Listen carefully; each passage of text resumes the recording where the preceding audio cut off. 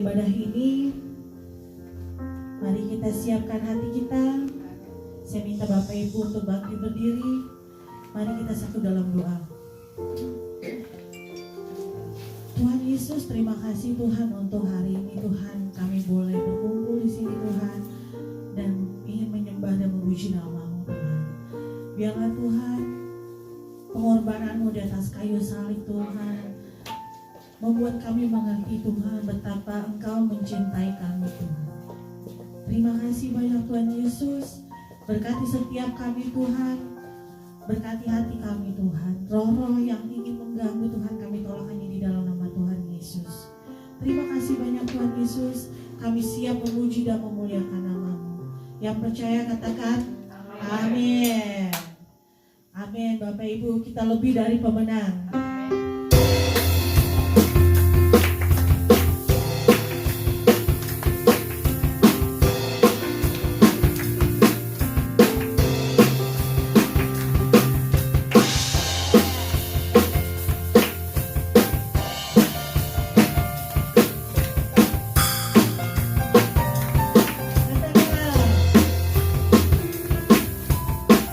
Lebih dari pemenang dalam segala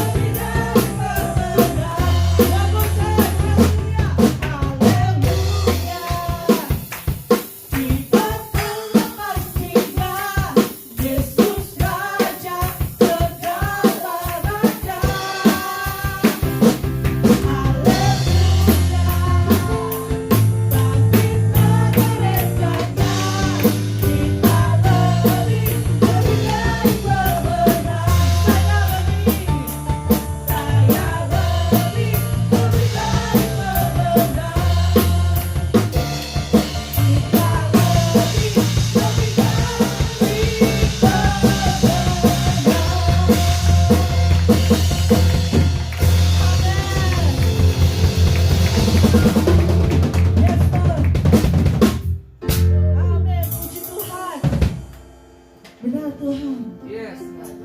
Kita mau taklukkan iblis karena kita lebih dari pemenang Tuhan. Yes. Amin Tuhan. Kau sungguh indah Tuhan di dalam kami Tuhan.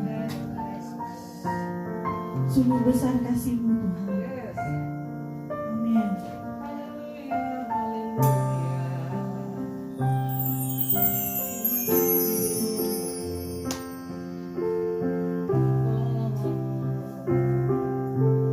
Kemanakah aku dapat pergi Yes.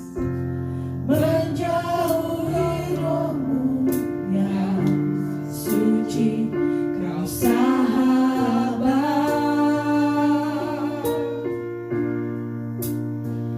dan Kau dekat.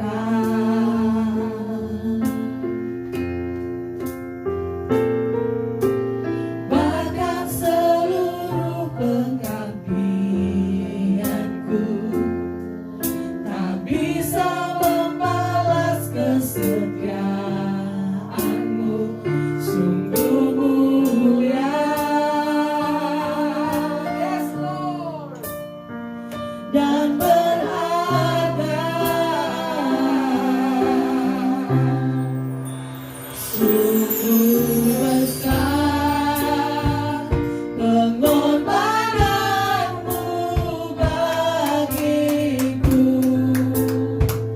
terlalu dalam untuk dimengerti.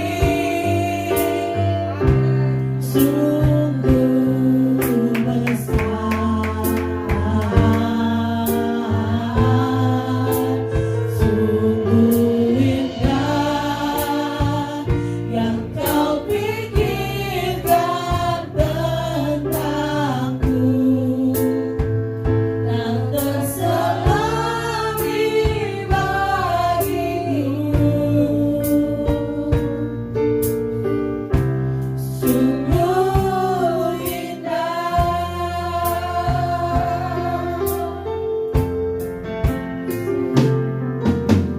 Kemanakah aku dapat pergi menjauhi roh-Mu yang suci, Kau sahabat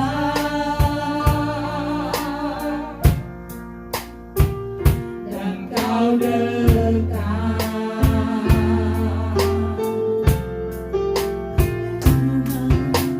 Bahkan seluruh pengabdianku tak bisa membalas kesetiaan-Mu, sungguh mulia.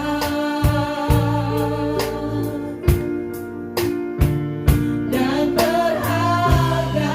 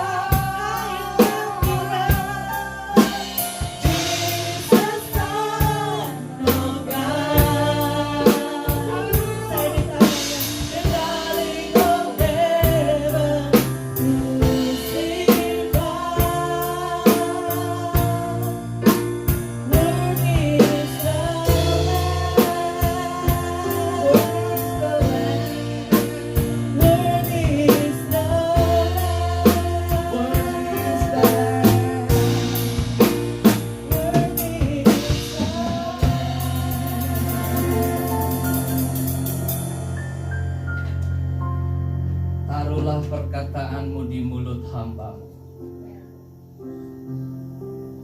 Tidak kubiarkan mulut ini dikuasai oleh kaki, tapi kiranya perkataan yang Tuhan izinkan keluar dari mulut hamba-Mu diurapi untuk kepentingan kerajaan Allah. Berkati setiap kalimat demi kalimat. Taruh perkataan-Mu tepat pada waktunya. Ketika firman-Mu disampaikan, Tuhan mengerjakan mujizat bagi yang mendengar, kelepasan bagi yang memutuskan untuk hidup menyenangkan Tuhan. Kami perlu perkataan Tuhan yang datang bagi kami. Kami tidak butuh nasihat manusia yang lahir dari filsafat-filsafat kosong. Tapi kami perlu firman yang berisikan pewahyuan, firman yang berisikan kuasa. Ketika kami mendengar, keluarga kami dipulihkan, pekerjaan kami diberkati, kami mendapatkan promosi baru. Apa yang tidak pernah kamu pikirkan, apa yang tidak pernah kamu lihat, apa yang tidak pernah kamu dengar, apa yang tidak pernah kamu ucapkan, bahkan yang timbul di hatimu, Tuhan sediakan tepat pada waktunya. Perkataan Tuhan itu yang kami butuhkan di hari-hari ini. Musim-musim ini akan segera berlalu, pandemik akan berlalu, sakit penyakit akan berlalu, segala sesuatu yang tidak enak bagi tubuh jasmani kami akan berlalu, segala sesuatu yang berupa dengan penurunnya ekonomi bangsa-bangsa akan berlalu, segala sesuatu yang datang berupa musibah akan berlalu. Pada waktunya kami akan lihat bagaimana Tuhan rubah padang gurun menjadi mata air. Tuhan keluarkan batu dan Tuhan keluarkan air dari setiap bukit batu. Bahkan yang pahit pun Tuhan rubah menjadi manis. Kami percaya Tuhan bahwa Tuhan yang kami punya, Tuhan yang tidak pernah curang. Engkau pegang masa depan dan Engkau pegang kendali. Dan kami tidak pernah khawatir untuk hari esok. Sebab Tuhan adalah pemegang hari esok. Bersuaralah kepada kami ya Tuhan di hari ini. Untuk pagi waktu Dover, malam waktu Indonesia, bahkan Tuhan 6 jam perbedaan dengan negeri Eropa, Belanda dan sebagainya. Sukacita Yesus menjadi bagian kami. Tuhan berbicaralah kepada kami. Kami perlu telinga hikmat, supaya tangkap sebanyak mungkin yang bisa kami pulang dan membawa mujizat bagi keluarga-keluarga kami. Dalam nama Yesus Kristus, urapan Tuhan turun bagi kami yang on-site maupun yang online. Tuhan berkati setiap kami. Dalam nama Yesus, kami berdoa dan mengucap syukur. Haleluya. Amin. Silakan duduk Bapak Ibu sekalian. Dan sebelum saya memulai khotbah saya menyapa dulu bagi teman-teman, sahabat kita, followers, bahkan yang ada dan mengikuti ibadah online kami lewat sosial media. Dan Bapak Ibu dapat mengikuti ibadah-ibadah kami di YouTube dengan nama yaitu Fendi Talks di sana. Dan kemudian saudara bisa mengunjungi kami di sosial media Facebook di page Rock Dover ya. Saudara bisa ikuti kita di sana. Oke. Baik Bapak Ibu yang diberkati Tuhan. Kalau mari kita mengikuti apa yang seharusnya kita dengar pagi ini. Nah, perhatikan, ini masih seri keempat dari apa yang saya sebut dengan They Have No Wine. Ini seri yang keempat, ya. Saya kasih judul Jesus and Me, ya. Apapun yang Yesus katakan padamu, lakukanlah hal itu meskipun, ya, meskipun, ya. Apapun yang Yesus katakan padamu, lakukanlah itu meskipun. Nah, kita belajar dulu poin pertama ini. Nah, poin pertama dari Yohanes pasal 2. Kita tidak merasa berada di tempat yang tepat. Meskipun apa yang Yesus katakan kepadamu, meskipun kita tidak merasa berada di tempat yang tepat. Di ayat yang kedua dikatakan Yesus dan murid-muridnya diundang juga ke perkawinan itu. Nah, saudaraku yang diberkati Tuhan, kalau seseorang mengundang Anda, berarti Anda penting buat orang yang mengundang itu. Nah, Yesus berkata bahwa marilah kepadaku semua yang letih lesu dan berbeban berat, aku beri kelegaan. Ya, kalau Tuhan tawarkan undangan itu, berarti Anda penting bagi Dia. Ya, coba lihat, mujizat pertamanya terjadi di pernikahan, rumah tangga, bukan di gereja atau di sinagog. Menarik untuk kita belajar. Mujizat pertama Tuhan justru buat di keluarga. Saya tidak tahu berapa banyak keluarga yang sedang bermasalah belakangan ini. Bahkan saya tidak tahu pun di mana keberadaan suami Anda. Bahkan beberapa dari sedang bergumul bagaimana mereka kehilangan anak-anak. Kehilangan tujuan hidup dari anak-anaknya. Bagaimana anak-anak keluar dari rumah tidak tahu mereka kemana. Semua kebanyakan, saudara lihat, banyak sekali berita-berita yang masuk betapa keluarga lagi diserang belakangan ini. Nah, beberapa dari Anda mungkin yang sedang menyaksikan yang onsite maupun lagi online dengan kami, mungkin saudara sedang bergumul dengan keluarga saudara. Mungkin saudara lagi bergumul dengan pernikahan saudara. Saudara lagi bergumul dengan pasangan saudara. Sadari betul bahwa Tuhan kita, kalau Dia berbicara, pasti ada tujuan. Sekali Tuhan bicara, solusi pasti jadi. Sekali Tuhan bicara, mujizat terjadi. Sekali Tuhan bicara, ada berkat di balik semua perkataan Tuhan. Jadi please rekam perkataan Tuhan, dengarkan khotbah ini dengan hati yang terbuka, lalu kemudian meresponinya. Nah, coba saudara lihat ini, mujizat pertama terjadi di pernikahan, bukan di sinagog, rumah ibadah orang Yahudi, bukan juga di gereja.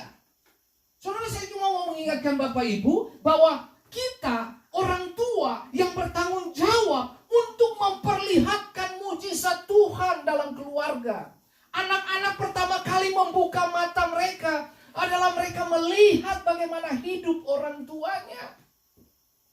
Orang tua begitu punya peran penting untuk memperhadapkan dan menyodorkan mujizat. Kalau orang tua tidak berperan demikian bagus, maaf kata, Anda sedang membesarkan anak-anak pemberontak di kemudian hari. Orang tua yang takut Tuhan, pasti anak-anak memuliakan Tuhan. Orang tua yang cinta Tuhan, anak-anak pasti cinta Tuhan. Kalau orang tua tidak suka firman, tidak suka menikmati firman, Anda jangan berharap banyak untuk anak-anakmu hidup dalam suka dan cinta akan firman. Coba lihat, gereja komunitas adalah akibat dari mujizat ada di rumah. Sekali lagi saudaraku yang diberkati Tuhan, ini sudah kembali kepada pribadi. Kalau pribadi Anda menjadi kuat di dalam Tuhan, keluargamu bakalan kuat. Kalau keluargamu kuat, gereja menjadi kuat. Kalau gereja kuat, jangan takut soal bangsa. Bangsa bakalan kuat. Saudaraku yang diberkati Tuhan, dengar, mengapa kamu ingin mundur dari pelayanan? Jawabannya karena pernikahanmu perlu dipertanyakan.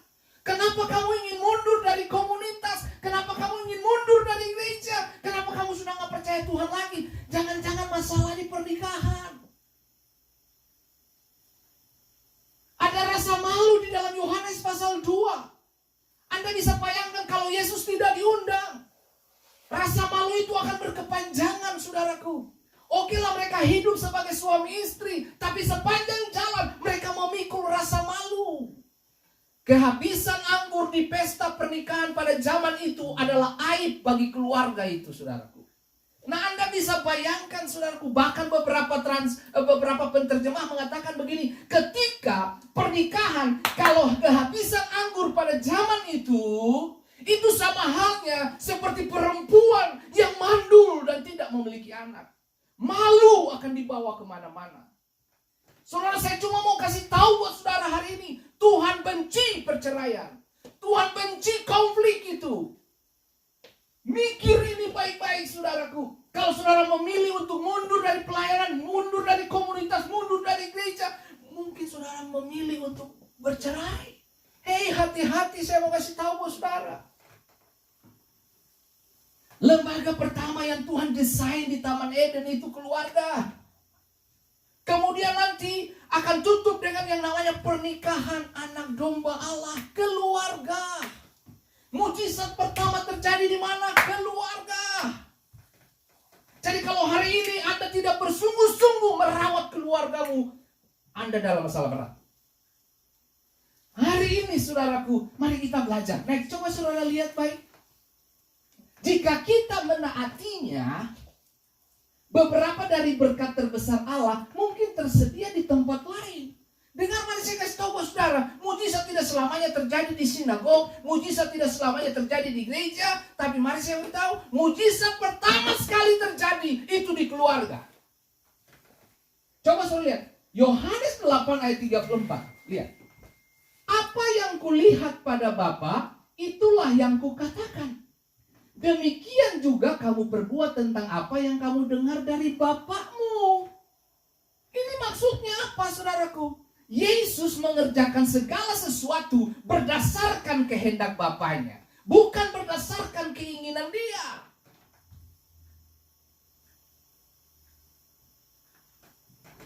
Lihat. Demikian juga kamu berbuat tentang apa yang kamu dengar dari Bapakmu. Ini maksudnya apa? Kalau orang tua tidak menunjukkan sikap yang menghormati Tuhan, percayalah anakmu tidak akan menghormati Tuhan. Karena orang tua adalah representatif perwakilan Tuhan di bumi ini. Anak-anak kita akan menonton bagaimana orang tua yang takut Tuhan. Dan mereka tahu persis mereka harus berjalan seperti yang ditunjukkan oleh orang tuanya.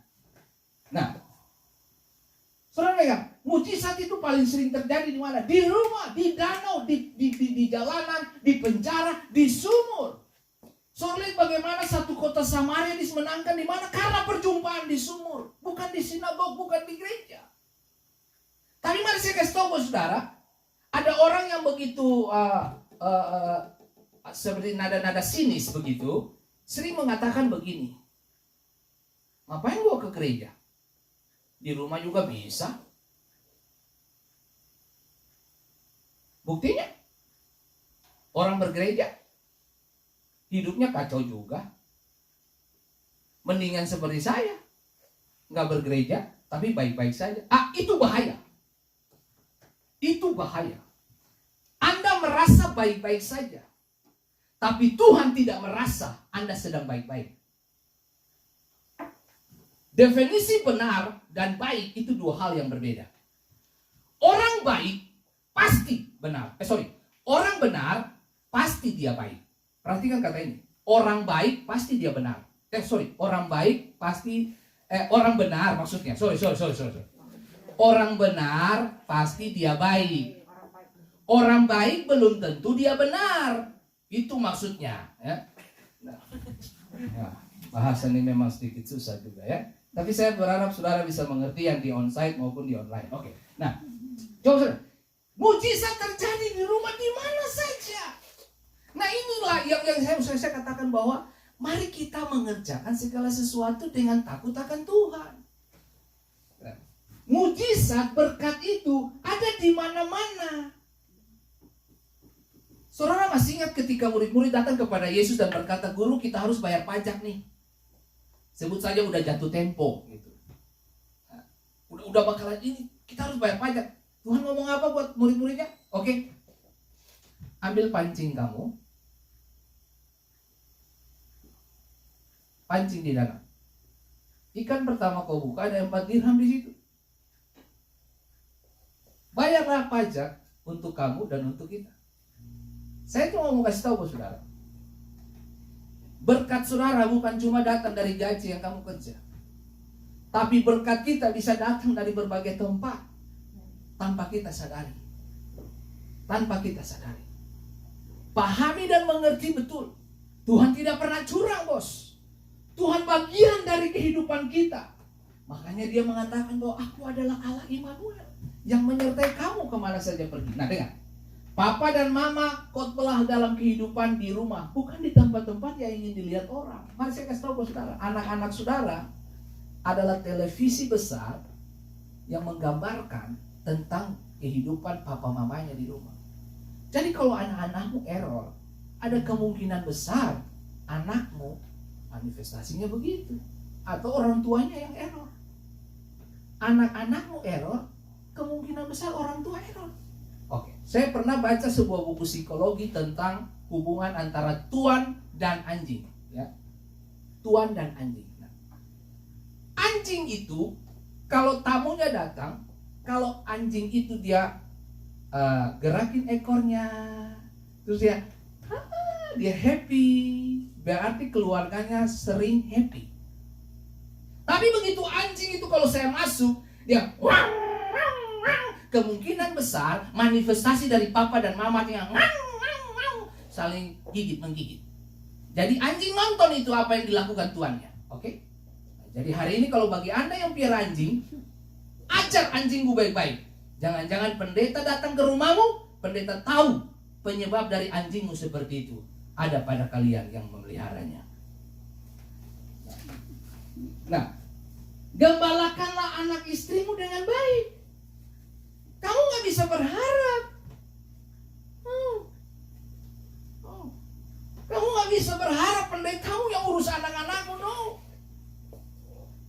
Kita ketemu anak-anakmu seminggu sekali, itu pun 1-2 jam doang.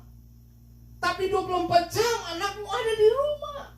Makanya penting sekali mereka harus lihat mujizat di mana? Di rumah. Mereka akan melihat fakta bahwa Tuhan ada di keluarga atau tidak. Dari mana? Di rumah. Next.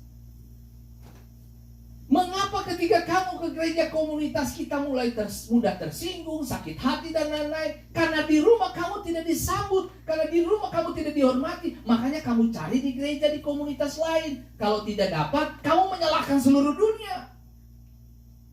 Padahal itu semua kembali dari mana? Dari rumah. Pernikahanmu. Ya. Gereja sama dengan apa? Anda harus memberi hormat. Jadi gini, ketika saudara sehat keluargamu, saudara datang ke gereja, saudara bawa kehidupan yang sehat dari rumah.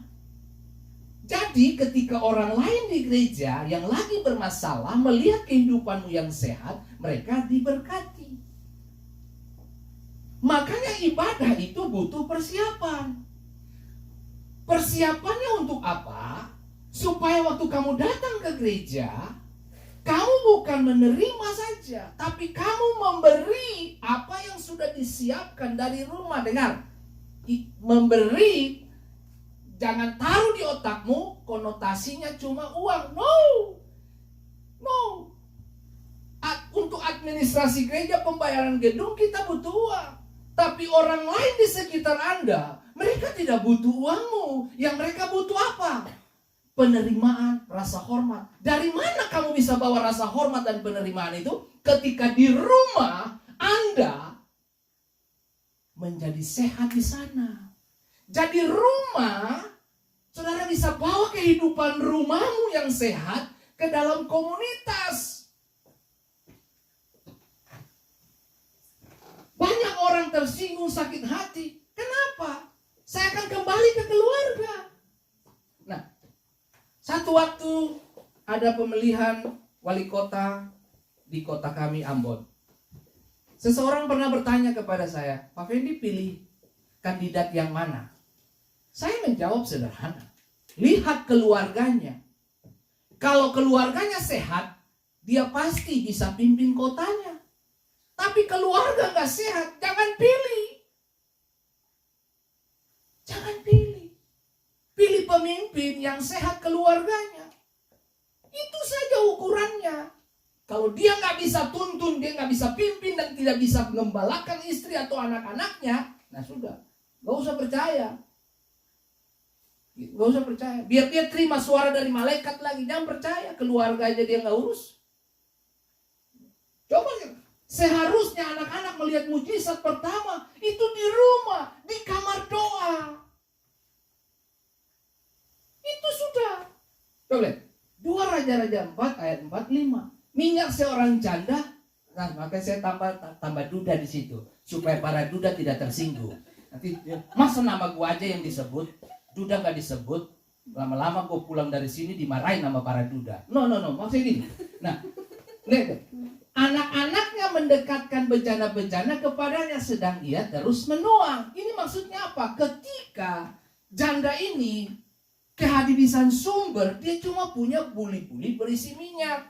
Dia datang kepada Nabi Tuhan. Nabi Tuhan anjurkan dia. Oke, you punya apa di rumah? Saya punya buli-buli berisi minyak saja. Oke, itu saja. Oke. Kamu minta bejana-bejana, tempayan-tempayan dari tetangga-tetanggamu. Ingat kalimat yang dipakai ini. Jangan terlalu sedikit. Ambillah, mintalah, pinjam, bla bla bla bla. Bawa sertamu anak-anakmu. Dengar. Bawa anak-anakmu ke dalam kamar. Lihat itu. Anak-anaknya mendekatkan bejana-bejana kepadanya sedang ia terus menuang. Siapa yang menuang? Mama mereka. Yang memperhadapkan bejana siapa? Anak-anaknya. Jadi kalau orang tua hidup tidak benar, jangan mengharapkan mujizat dari anak-anakmu. Halo. Ketaatan papa mama mendatangkan mujizat. Jadi ketika si Nabi Tuhan berkata bahwa bawa masuk bejana-bejana lalu tuangkan minyak. Mereka tutup pintu loh, bahasa yang dipakai tutup pintu. Matius mengatakan apa? Kalau kamu berdoa, tutuplah pintu, toh? Mujizat ada di situ. Nah, yang paling ajaib adalah apa? Anak-anaknya menyodorkan bejana yang kosong. Lalu kemudian dia mengisi minyak itu. Sekali lagi saya selalu akan tekankan bahwa mujizat itu ada di rumah. Halo? Ada di rumah. Jadi kalau di gereja ada mujizat, itu akibat dari kejadian di rumah. Karena persiapanmu di rumah. Makanya saya mengajarkan jemaat kan, kalau datang, persiapkan persembahanmu dari rumah. Ya Pak? Tujuannya apa? Supaya saudara jangan terjebak ketika pendeta mengatakan, mari kita memberi persembahan. Begitu tadinya kamu dari rumah ternyata mau kasih $20, tapi karena terdesak begitu dicabut pas kena $100. Ya itu untung gereja kali ya. Saya tidak mau begitu. Saya mau semua persiapan dengan matang. Begitu saudara pulang, saudara kami gila, gue kasih 100 berugi, gue aduh gila. Nah, maksud saya persiapan tuh penting, bukan nominalnya. Karena ketika hatimu siap, saudara tahu bagaimana memberi yang terbaik. Itu saja. Nah, coba lihat. Anak-anaknya mendekatkan bejana-bejana kepada dia terus menuang. Nah, saudara bisa bayangin itu bejana datang. Mama, masih 1 kosong lagi. Diisi. Mama penuh. Pindah lagi. Mana lagi? 1 lagi. Mama penuh. Mama sudah habis. Bejananya habis, Mama. Alkitab berkata, minyak pun berhenti. Saya cuma mau mengingatkan setiap kita. Mujizat terjadi di Kana. Hanya memberitahu kepada kita bahwa mulailah dari rumah mujizat itu datang. Next, coba lihat. Anda mengalami banyak masalah. Nah, berapa banyak orang menghadapi masalah? Justru bukan dekat dengan Tuhan, malah menjauh. Coba lihat. Ayat 3. Ketika mereka kekurangan anggur, Ibu Yesus berkata kepada mereka kehabisan anggur. Siapa yang datang kepada Yesus? Mamanya. Sekali lagi saya mau kasih tahu buat saudara, peran seorang ibu itu penting. Peran orang tua itu penting. Peran papa itu penting. Nah, mereka kehabisan anggur. Terlalu sering masalah kita membawa kita menjauh dari Yesus, bukan mendekat kepadanya. Kalau orang stres gitu, yang larinya kemana? Kalau mereka nggak punya Yesus, mereka lari ke narkoba, seks bebas, pornografi, judi. Saudara lihat itu. Nah, mujizat bermula ketika kita fokus pada kuasa Tuhan, bukan masalah kita. 12 pengintai dikirim, 10 fokus pada masalah raksasa, sementara 2 fokus kepada kekuatan Tuhan. Tidak sebanding. Tapi itulah yang saya mau kasih tahu buat saudara.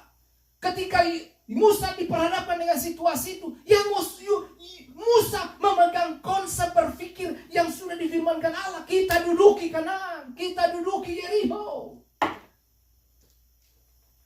Ketika kebenaran Tuhan menjadi bagian hidupmu, tidak semua orang setuju dengan cara gerak kamu.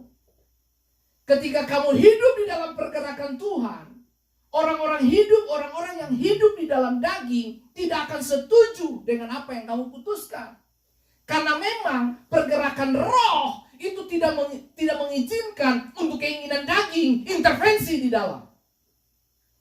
Itu sebabnya saudaraku, ketika 12 pengintai dikirim untuk mengintai tanah Kanaan itu, 10 balik dengan pesimis, sementara 2 datang dengan optimis. Kita duduki tempat itu karena Tuhan mau kita duduki. Nah, hari ini saya mau kasih tahu buat saudara, keluargamu seperti apa sekarang? Tuhan mau pakai setiap kita. Tuhan mau pakai keluarga kita. Kalau suamimu pemalas, jangan kamu ikut-ikutan. Kalau istrimu pemalas, jangan kau ikut-ikutan. Hancurlah keluargamu. Anak-anakmu akan cuma lihat apa? Pemalas di rumah. Hari ini semangat kembali. Saya ingin bangkitkan semua keluarga yang mendengar, bahkan yang onsite maupun online. Bangkit. Hari-hari ini keluarga lagi diserang di mana-mana. Saudara bisa nonton sendiri. Tetanggamu juga lagi berantakan. Please, kalau tetanggamu lagi bermasalah, kirim khotbah ini buat dia. Share khotbah ini buat dia. Dengarkan khotbah ini. Kembali kepada Tuhan. Next, coba saya lihat. Anda sedang tidak bersemangat. Ketika Ibu Yesus datang, mau apakah engkau daripadaku Ibu? Saatku belum tiba. Bayangin coba. Yesus jawab itu kepada mamanya. Yesus berkata, waktuku belum tiba. Namun Maria tidak berkecil hati karena perkataan ini. Ia justru berpegang teguh pada kemungkinan terjadinya mujizat. Kata kuncinya apa? Maria tidak menyerah. Maria justru katakan kepada pelayan-pelayannya, dengar. Siapkan kuping kamu. Siapkan pendengaran kamu. Apapun yang disampaikan putraku, lakukan.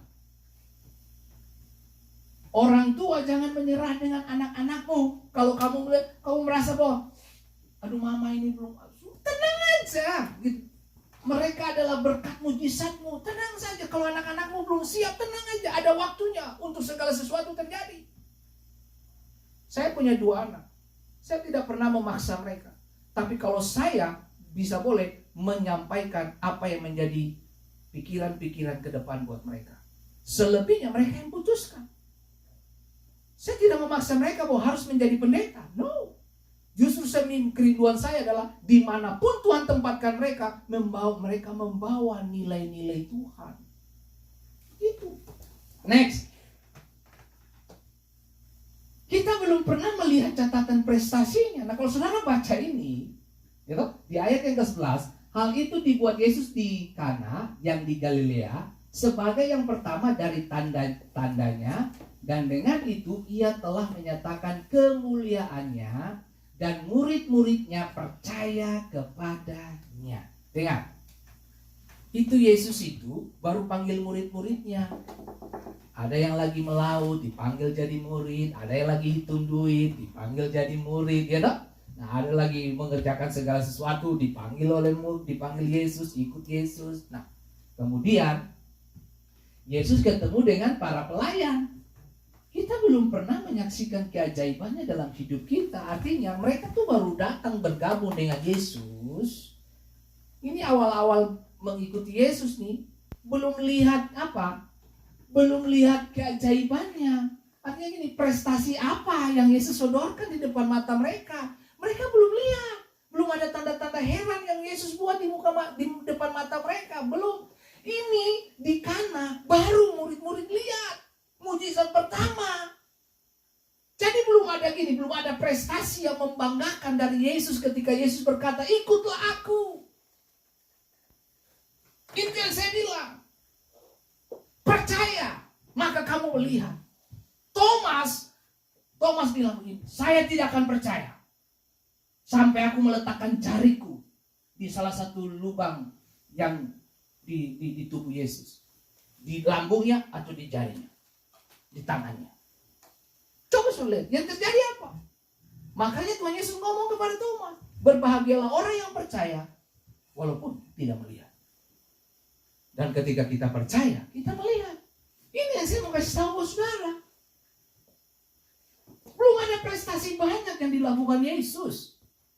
Nah, begitu Yesus rubah air menjadi anggur. Nah, di ayat 11, murid-muridnya percaya kepadanya. Berarti mereka ikut Yesus dalam situasi dan kondisi yang belum yakin benar. Coba suruh lihat, sama dengan Daud menghadapi Goliat. Begitu Daud tampil, saya yang lawan Goliat, semua orang tentara-tentara Israel bakal gila. Ini anak kesatuan dari mana? Dia sekolah di mana? Dia militer mana? Angkatannya apa ini? Luar biasa sekali. Latihannya bagaimana? Oh, dia bukan lulusan tentara atau akademi polisi atau tentara yang luar biasa seperti Marine, Navy SEAL, Delta Force yang kita tahu, Kopassus dan sebagainya.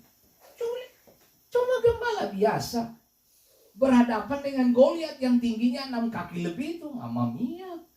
Nah, seperti begini Bapak Ibu. Coba lihat bagaimana dia menjatuhkan Goliat dan dia pisahkan kepala dari tubuh. Coba lihat, itu siapa yang bisa buat itu? Oh, makanya sekali lagi saya mau kasih tahu, ketika orang mempertanyakan prestasi kamu, nggak apa-apa. Itu hal biasa. Tapi saya cuma mau kasih tahu, semakin kamu diragukan, semakin kamu harus melejit tinggi, supaya tidak ada satu mulut pun yang bisa bersuara menghakimi kamu. Saya mau kasih tahu buat saudara, semakin kamu dikecilkan, semakin kamu disudutkan, gak usah bereaksi. Reaksi kamu adalah terus memperbaiki diri, terus mengerjakan panggilan Tuhan, terus memenuhi panggilan Tuhan, terus berlatih, terus maksimal, terus optimalkan potensi terbaik kamu, terus kembangkan talenta kamu, terus kembangkan berkat yang Tuhan taruh, kembangkan. Lalu orang lain yang datang dengan mata sinis, dengan kuping yang sinis akan berkata begini, oh, mereka coba begini, diam, tenang. Kalau kamu tahu kamu berkualitas, kamu gak usah buktikan, kamu akan dicari. Next, 5. Kita belum lama melangkah bersamanya. Jelas, prestasi belum, melangkah juga belum. Melangkah belum lama. Murid-murid belum lama ikut Yesus. Bahkan pelayan-pelayan yang ada di perkawinan itu mungkin baru kenal Yesus di situ. Pelayan-pelayan yang menaati Yesus baru saja bertemu dengannya. Mungkin baru ketemu di pesta itu, baru lihat Yesus. Tidak? Para murid pun baru mulai mengikutinya, namun mereka diharapkan untuk mentaatinya. Coba saudara lihat, ini Yesus, ini sosok yang baru bagi mereka. Kita baru diajar beberapa minggu atau bulan yang lalu. Kita belum lama berjalan. Terus tiba-tiba kita dapat undangan perkawinan. Wih, boleh juga nih. Nah, kalau orang yang suka makan, mereka akan bilang gini, gila juga ya. Wih, enak banget ikut Yesus, makan terus. Wih, dapat. Wah, belum lama aja udah dapat servis makan. Wih, minum anggur hebat. Wih, luar biasa. Bagi yang suka makan.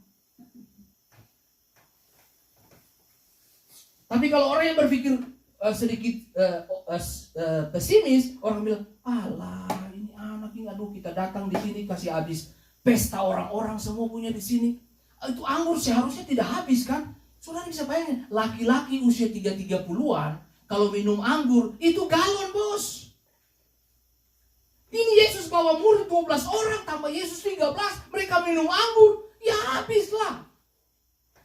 Kalau Anda undang 13 orang usia antara 20 sampai 30 tahun, nah saudara siapkan kantong. Saudara bayar restoran bakalan mahal. Kenapa? Ini laki-laki semua, bukan perempuan. Kalau perempuan Anda kasih masuk ke itu, You can all eat apa? Buffet. Buffet. Kamu kasih masuk ke situ, tadinya kamu bayar $300. Tapi 13 laki-laki umur 20-30 tahun kamu undang. Kamu siap 3.000 robek. Coba saudara lihat, itu yang saya kasih tahu. Makanya kalau orang gila, kita datang habis nih anggur-anggur orang di pesta ini. Nah, bayangin coba saudara, kalau saudara baca baik-baik ya, lalu saudara coba masukin pikiran saudara di apa yang saya sampaikan. Saudara kan bisa, iya ya sadis juga ya, gila 13 orang laki-laki. Lalu semua laki-laki men. Coba saudara, bayangin coba kalau satu orang satu galon itu bahaya, itu habis, yang jelas habis lah.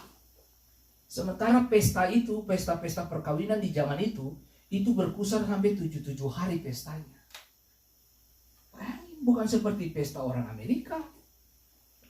Orang Amerika tuh kalau menikah toh, aku jatuh cinta, pesta menikah tuh. Mau kawin di taman ke, mau nikah di mana ke. Karena saking mudah, pisah juga cepat.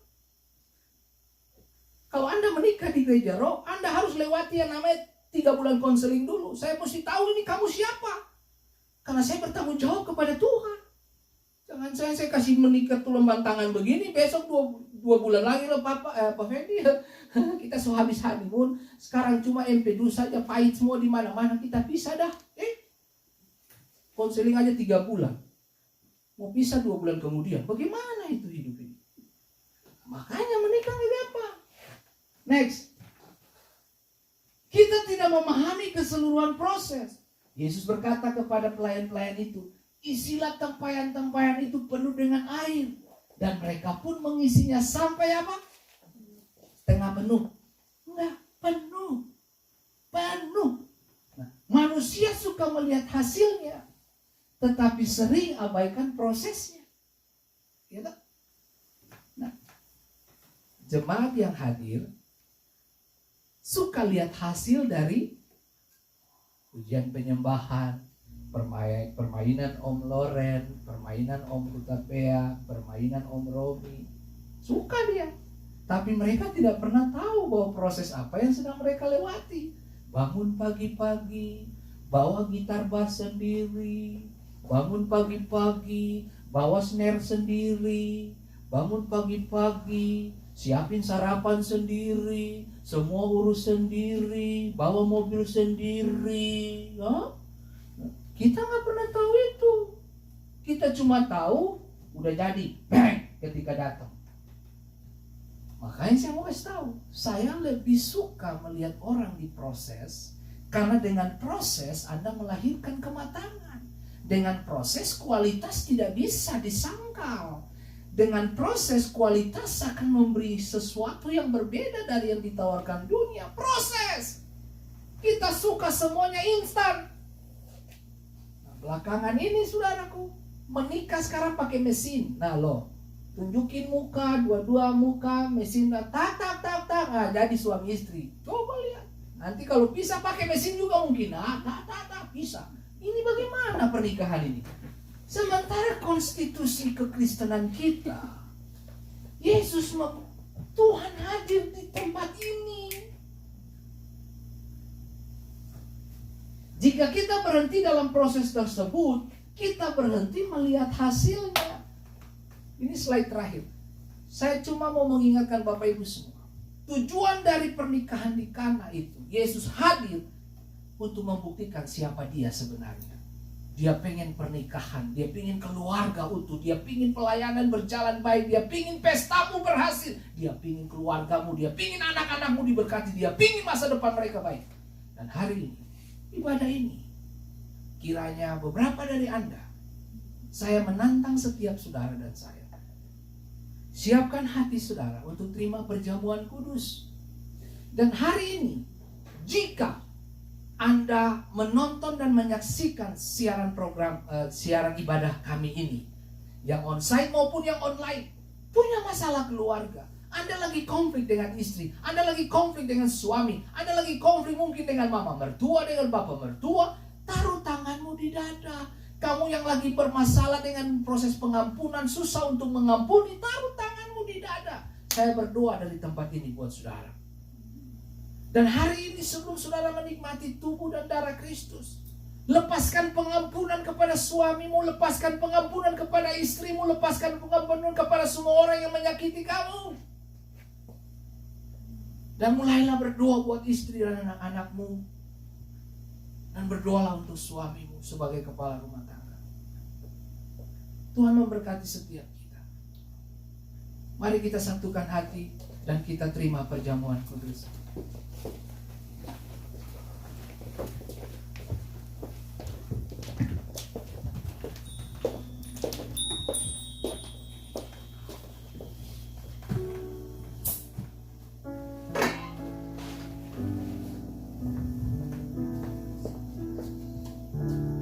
Oh Lord, you search me. You know my way. Even when I fail you, I know you love me. Your holy presence surrounding me. In every season, I know you love me. Oh, I know you love me. At the cross I bow my knee, where your blood was shed for me. There's no greater love than this. You have overcome the grave. Your glory fills the highest place. What can separate me now? You go before me. You shield my way. Your hands uphold me. I know you love me. I know you love me. At the cross I bow my knee, where your blood was shed for me. There's no greater love than this. Bagi Bapak Ibu yang ada di rumah, You have satukan hati overcome dengan the kami di grave. tempat ini. Your glory fills the highest Tubuh dan place. darah Kristus. What can separate me now? You tore the veil. My Lord. You made a way. Yes, Lord. When you said Yes, yes, yes. that it is done, Haleluya. you tore the Amin, veil. You amin. made a way. Yes, Lord. When you said that it is done, one time, you tore the veil. You made a way. When you said that it is done, you tore the veil. You made a way. Yes. When you said that it is done. Thank you, Jesus. Terima kasih untuk apa yang kau kerjakan di kayu salib. Terima kasih untuk kasih dan pengabdianmu kepada kami ya Tuhan. Pengorbananmu membuat segala sesuatu indah sampai hari ini. Terima kasih untuk kasih karunia. Terima kasih untuk damai sejahtera. Terima kasih untuk hal-hal baik yang datang dalam keluarga dan rumah tangga kami. Tuhan, waktu kami terima tubuh dan darah, kami terima mujizat dalam keluarga kami. Tuhan, percayakah Bapak Ibu yang ada di tangan saudara adalah tubuh Kristus? Ambillah dan makanlah dengan iman.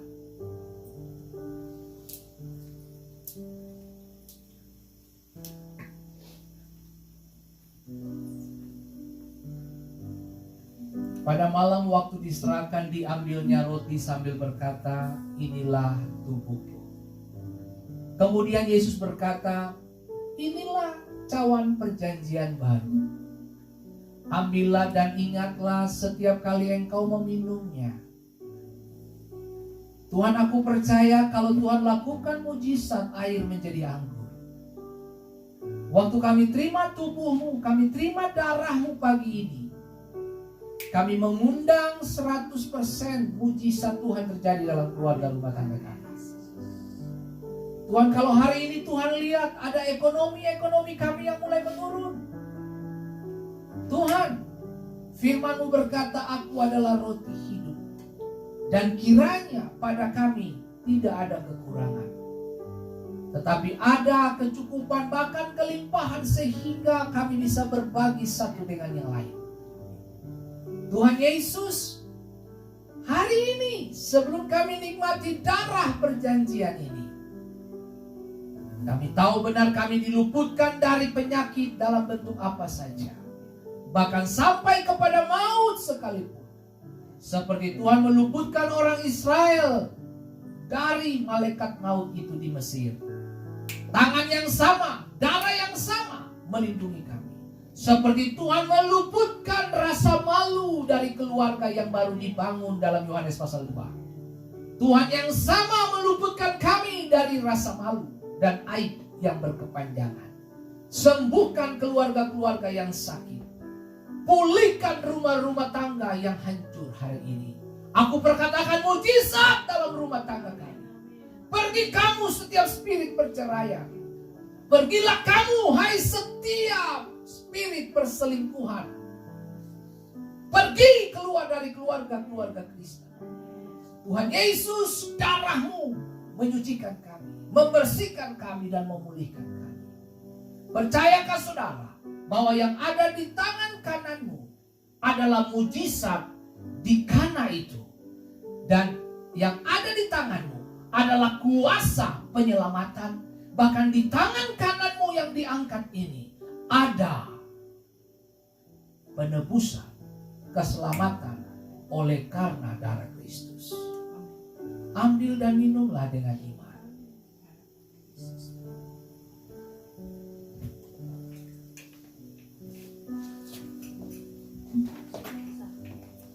Tuhan Yesus, aku perkatakan mujizat hari ini bagi Bapak Ibu yang sedang menyaksikan ibadah online ini.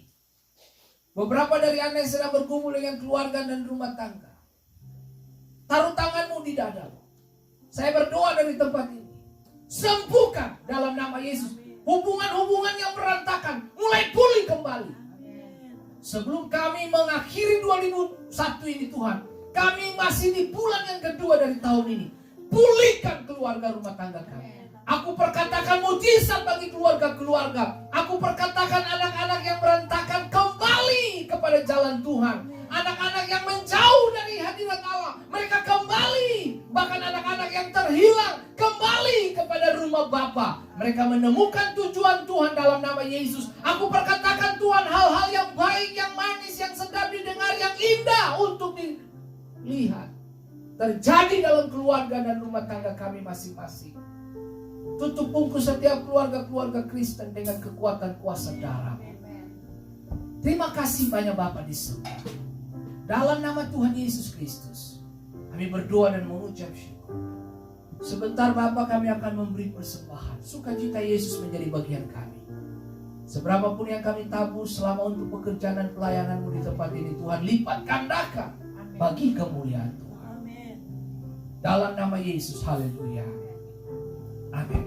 Mari memberi dengan sukacita bagi Bapak Ibu sekalian.